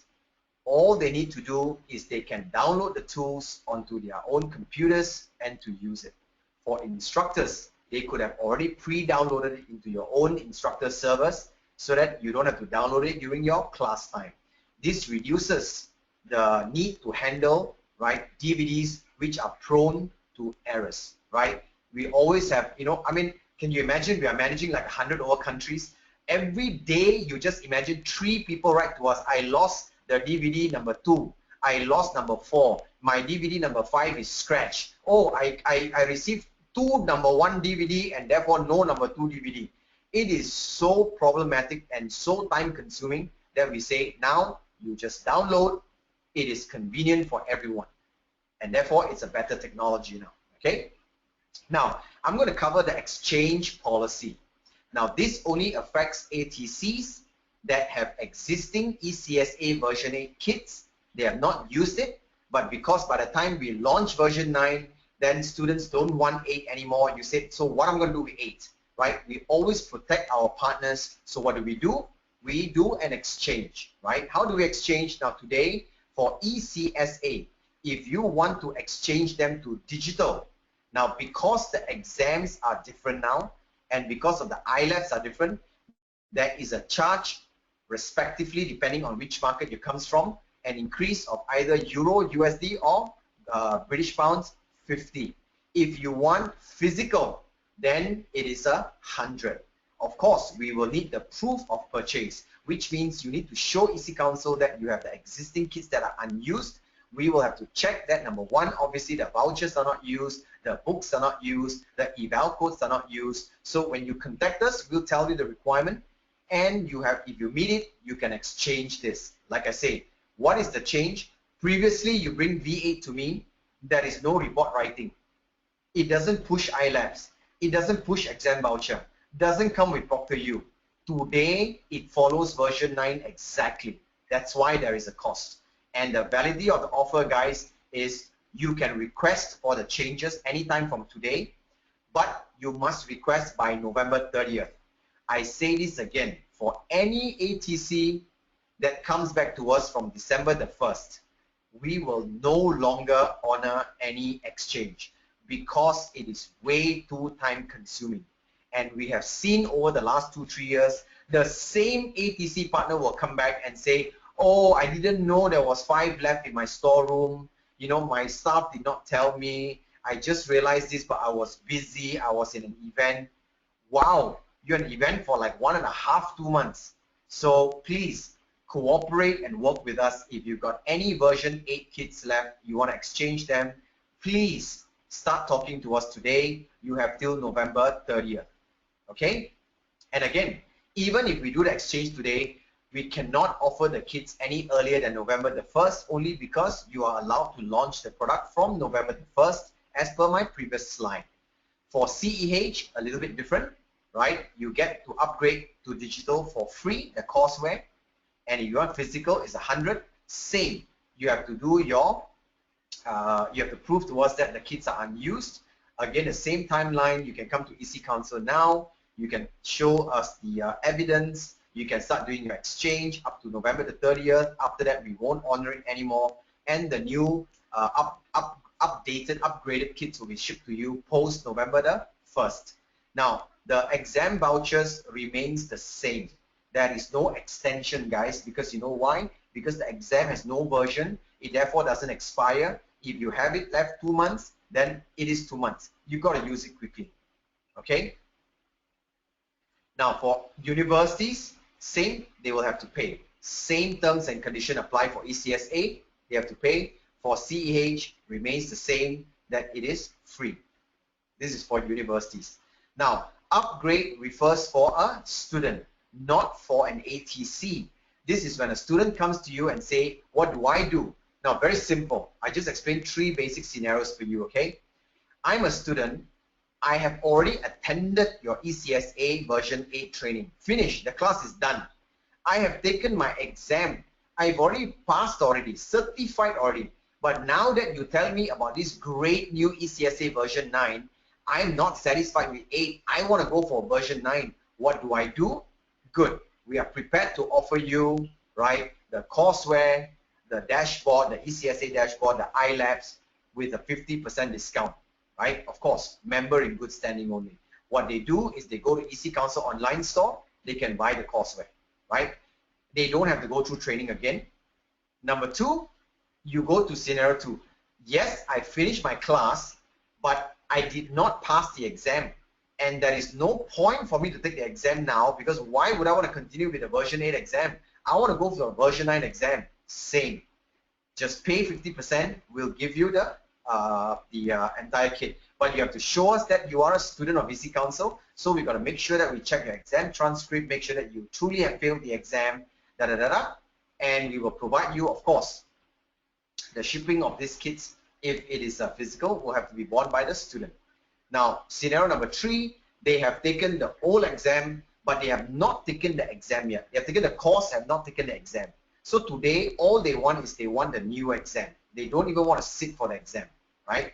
They will get the same 50% discount, show the same stuff. We will ship the kits to the student, and the student can continue to do the report writing, their iLabs hacking, and all that, as if, you know, they are a new student. So all this refers simply is your ex-student. Future students are not covered, right? Taken training, taken training, taken training. These are ECSA version 8. Pass the exam, but they want to go for 9. Small problem. They have bought an iPhone 5. Now they heard there's iPhone 6. They want to buy iPhone 6. That's all. This guy is different. Took the class, failed the exam. If they want to continue with version 8 exam, sure. Before version 8 exam is expired, you can buy a new exam voucher and keep going for it. This is only in the scenario where they want to take version 9. Therefore, they have to get the new courseware. They have to get dashboard, because if they don't do the new report writing, they can't do the exam, right? And in the third scenario, again, I summarize, ex-student of yours, but the good news is I've got a valid exam voucher. I've not taken the exam yet, and I want to go and take the new exam. Same. No difference in cost to EC Council. Both will have to pay 50%. Okay?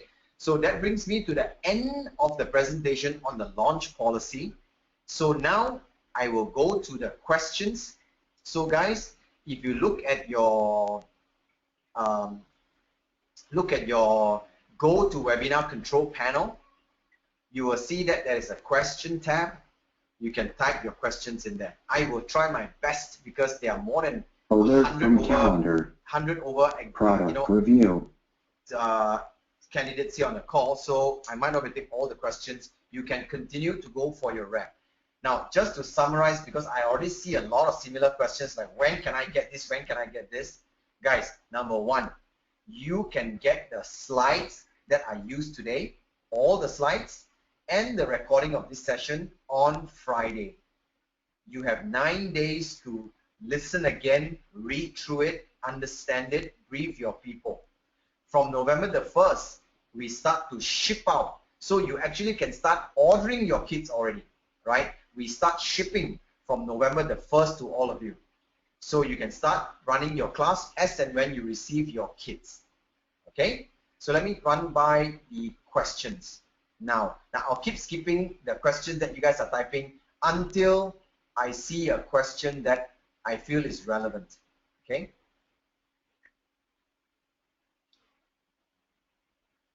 Can a CEI with CEH version 8 deliver CEH version 9 now? Yes, they can. As I told you, they are going to be given. Now, again, a CEI credential with the NC version of the exam does not need to take the new exam. They can continue teaching.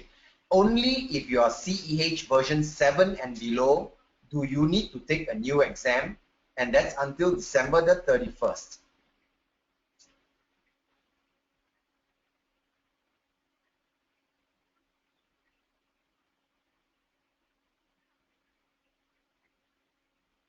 I'm skipping like 100 questions that are talking about the same thing. Okay, some of you are saying that they are only getting audios but not any slides. There were slides that are being presented on the screen. If you did not see it, there could have been something wrong with your GTM. Don't worry. This Friday, you will get a copy of the slides and the recording that will have both. Then you will go through it again.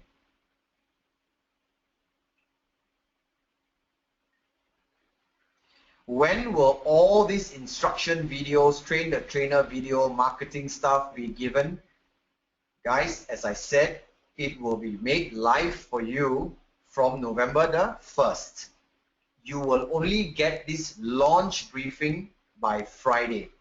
Your brochures, your CEI recording, your PMS slides, all the rest, November the 1st. Okay?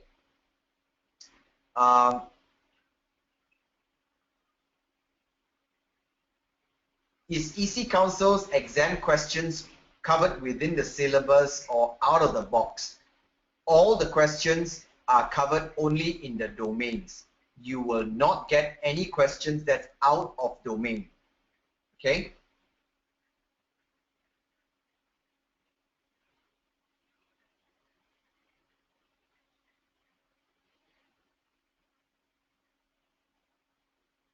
Okay, I see that a lot of questions are the same. When am I getting stuff? When am I getting stuff? Will trainers be getting an update from EC Council? As I said, the recording is there for you. By the 1st, you will be able to get the recording. CEH version 8 instructors, can they conduct version 9? Again, I said, forget the courseware. If your instructors are certified version NC version and above do not need to. Version 7 and below, they need to. Okay, a person has ECSA version 8, they want to go to LPT version 9, can they? Well, that's a question that demands a conversation. If you are a pen tester, you are capable, you're confident, you have an ECSA version 4. God, if you got version 1, who cares? Go and register for the new LPT master, right? Because you're experienced. But if you are not confident, even if you got a version 8, because you just studied methodology, you might not learn real pen testing, I would say recommended go for ECSA version 9 first, then go for LPT. Okay?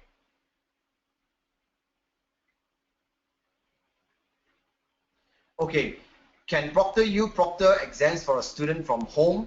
Absolutely. They can proctor from anywhere as long as you put yourself into a quiet location with good internet connectivity, right?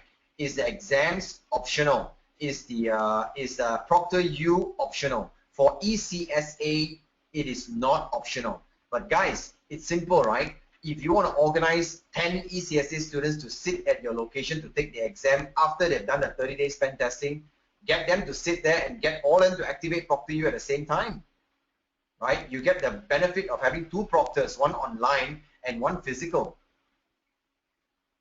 Is the iLabs in version 9 different from ECSA? Well, obviously CEH labs are different from ECSA labs, right? They are very different. Can you confirm the price of CEH and ECSA? The price remains the same as today for version 9. CEH and ECSA, they are the same. Come December the 1st, it will be increased. Are there any complimentary vouchers for CEIs? No. You will be required to buy at $150 and you'll be able to use your CEI access for iLabs for 6 months. That's something I did not offer earlier, but I'll tell you today. It's for 6 months. So you need not order your iLabs monthly like students do, right?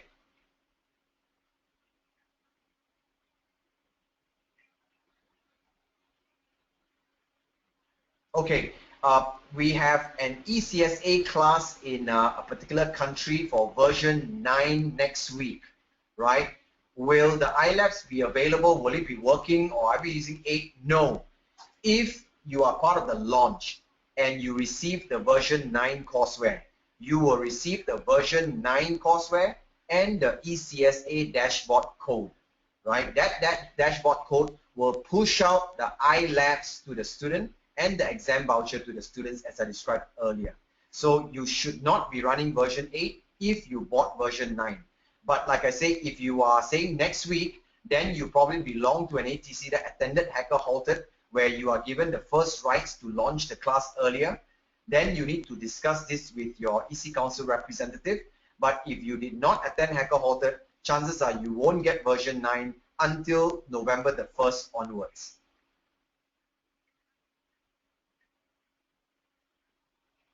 Okay, we are, say for example, I'm a CEI and I have my CEH version 8.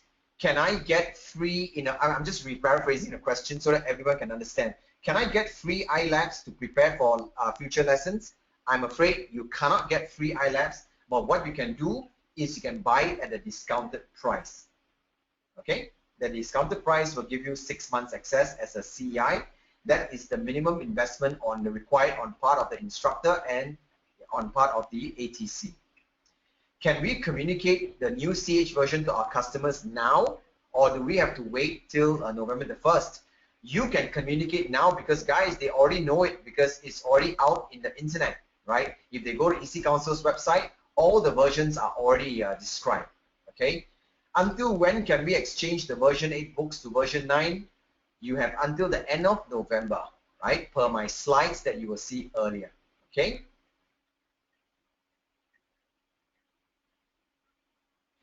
Can an ECSA version 8 student go to LPT exam version 8? Now, this is a complete confusion. There is no LPT exam version 8. LPT only had two formats. The old format where people apply to be an LPT, which is discontinued. The new way, you have to apply to sit for the exam, which is called the LPT Master. Right? So can an ECSA student go into the LPT Master? Again, I tell you, it depends on how prepared the student is. If the student is not an accomplished pen tester, my recommendation is go for the ECSA version 9 class, write the report, pass the exam, then go to LPT Master.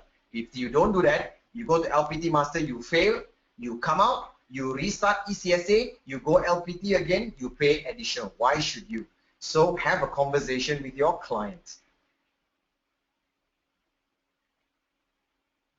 Okay, just again, right? I think these questions were keyed earlier, so they keep coming back, right?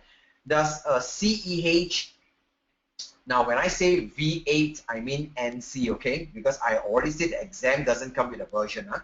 So does the CEHv9 NC CEI, do they have to go for version 9 exam? The answer was no. Why no? Because the exam has not changed. So you still have the same credential. No need to do anything, okay?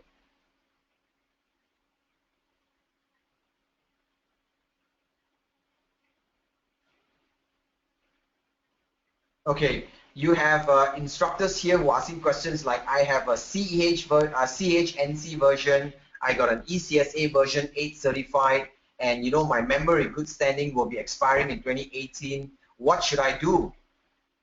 Number one, if you're an instructor, you want to teach version 9 for ECSA, buy the $150 kit before December 31st, become an ECSA version 9. If you're a CEH version NC and above, no need to do anything, right? I think I've explained it right enough times for you guys, so I'm going to skip all relevant questions like that.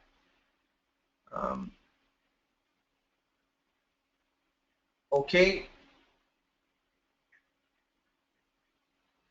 Okay, you have questions where, you know, some instructors or ATC says, you know, we are providing training to governments, and, you know, when you come into version 9, it's very difficult. I mean, be it version 9 or version 8 or any version, very difficult to set up labs because of the environment. You know, why don't you just give us iLabs for free?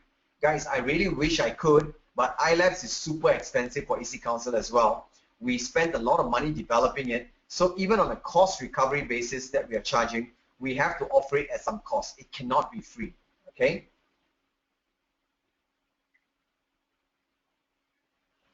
What about the timing students can take between the class and the challenge report? This is obviously for ECSA. So I explain for ECSA again. From the day they start the class, that's called day 1. From that first day 1, the iLabs is active for 30 days. So they will have to complete their pen testing within that 30 days. After that 30 days, if they can finish the hacking, say, in 15 days from day 1, how many days left do they have to write the report? 45 days.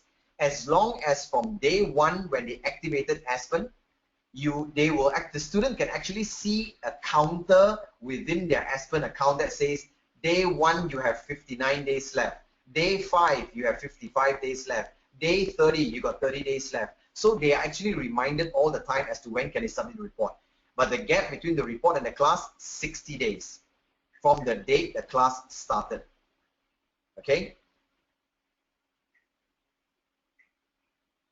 Can I not deliver CEH version 8 after November the 1st? You can. You just don't order any more CEH version 8 from EC Council after November the 1st. We stop selling. Can you continue to teach? Well, if you still got kids and you still got students, you can. Because number one, CEH has no expiry on exams. It's the same exam. So you can just continue. So that's not a problem as well.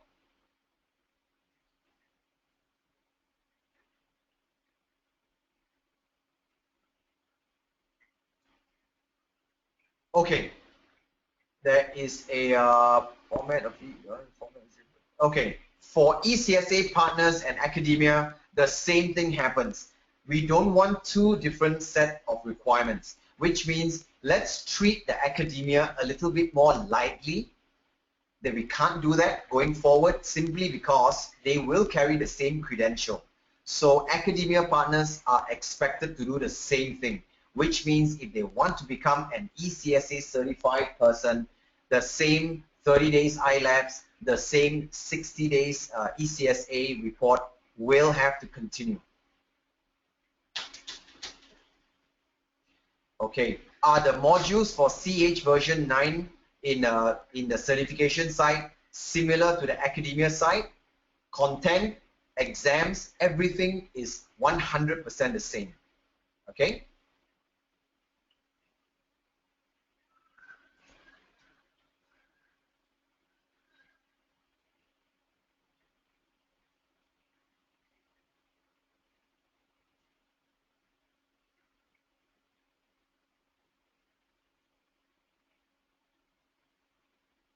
Okay, can I request the member who is sending the same 100 questions that only you are providing training to government and therefore cannot set up slides, can I get free ILABs? My answer was quite clear to you, right? In English, that no, there is no free ILABs anywhere. You will have to buy ILABs since you are capable of delivering that level of training to the government, okay? Invest in your clients, invest, right? Buy and you shall therefore deliver. Okay? Good. I've run to the end of the questions, guys. Let me summarize again. We are going into a very new direction. You've got a great new product called version 9 out.